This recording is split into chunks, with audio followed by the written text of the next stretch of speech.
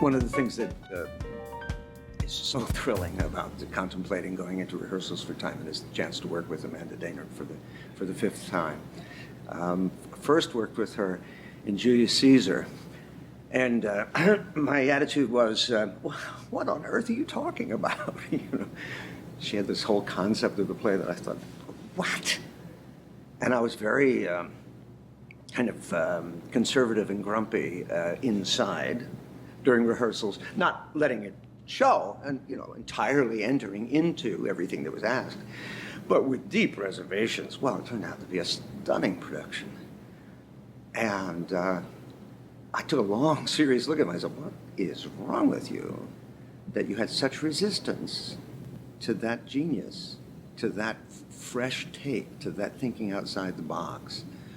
Why are you so wedded to a safe, conservative way of approaching Shakespeare? So I took a year off. That was the year I took off, and I did Theseus and Oberon off Broadway in a very innovative production. And I saw a lot of theater that I hadn't been exposed to before, that was way off the radar. And then I had the chance to work with Amanda in My Fair Lady, and it was a delight. I was doing Doolittle. And then the next year in Into the Woods. Then last fall, we did King Lear together down at Cal Shakes, and now Timon.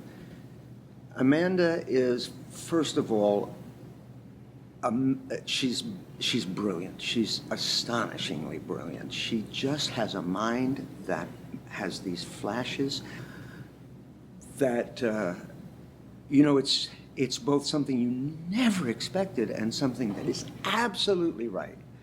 But nobody ever thought of it before, you know? It's like, and she somehow pulls it, and there was a time in Into the Woods, she had staged the whole beginning as a very kind of elaborate, and it was so much fun to do, and it was so interesting visually, and we spent a lot of time on it. And just as we were going into dress rehearsal, she said, I'm scrapping the beginning. The whole opening number. You're all going to be standing there at music stands. It's a recital. I went, what? And I thought to myself, okay, because it's Amanda. When we did Lear, she made a cutting where Cordelia and the Fool are played by the same actress, Kirsten Henderson. And the Fool is only visible to Lear.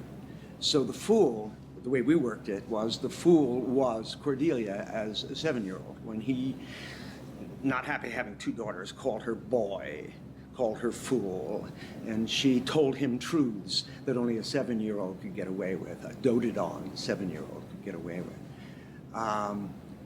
And so because she was invisible to anybody else, and because she was basically a 10-year-old spirit, Kirsten was able to do all sorts of wonderful stuff around the other characters.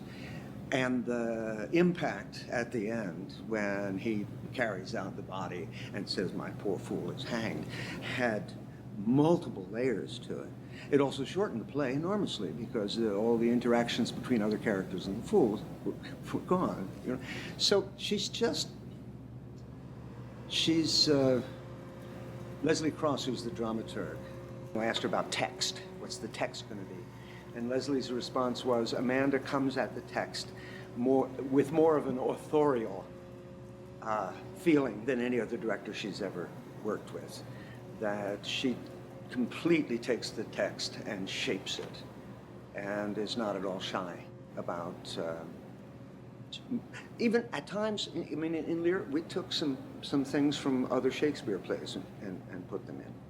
You know, just a little phrase here. We need something that says this, and we're going, you know, and it's just, it's great to work with somebody who has that ability to make connections that other people don't make. And Amanda's got it in spades. How Amanda's going to physicalize Timon, I have no idea.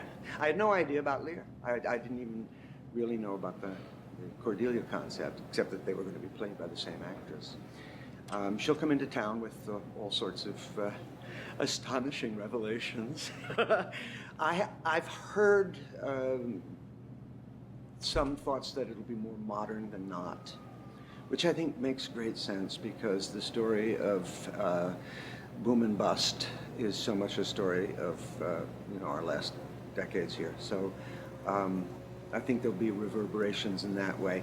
She's always does mashups of periods, and she's not at all concerned with historical consistency. Important thing for her is storytelling, and keeping an audience surprised and engaged in a way that is very unpredictable and can change dramatically from rehearsal to rehearsal. She'll take something that's working and just. I worked with a director once who said, just because it works doesn't mean it's right.